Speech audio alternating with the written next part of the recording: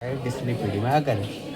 In diabetes, we saw that a patient comes with a complaint of polyuria, polydipsia, and polyphagia.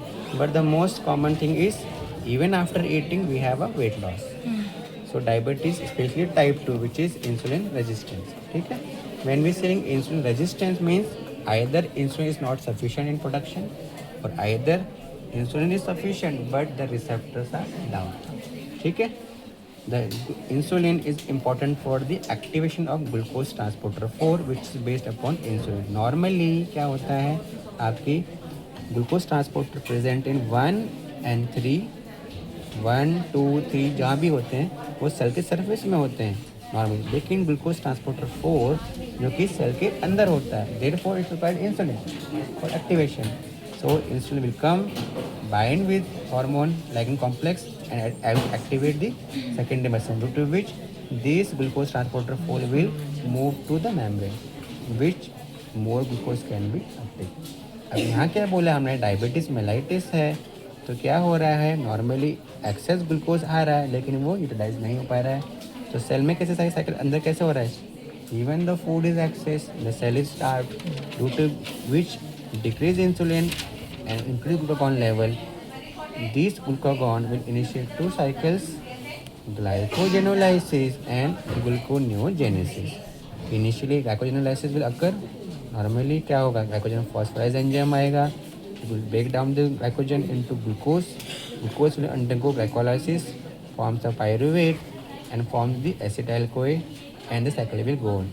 लेकिन what happen is that since insulin is not there, so hormone sensitive lipase का जो inhibition करना था वो अब activate हो गया, and to change in insulin glucagon ratio, hormone sensitive lipase become active. So the fats are also broken down.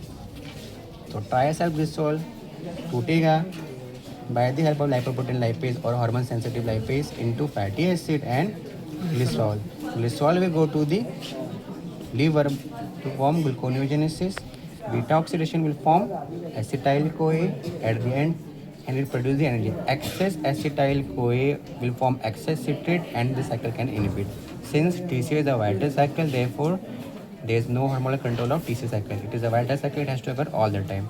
So this citrate will leave the mitochondria and it will go to the cytoplasm.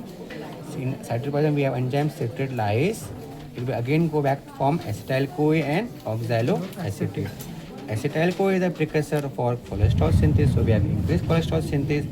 Acetyl CoA is a precursor for fatty acid synthesis, and since there is change in glucagon ratio, so her tricycle breakdown will be more. So increased TAG level, increased cholesterol, increased fatty acid synthesis because dyslipidemia.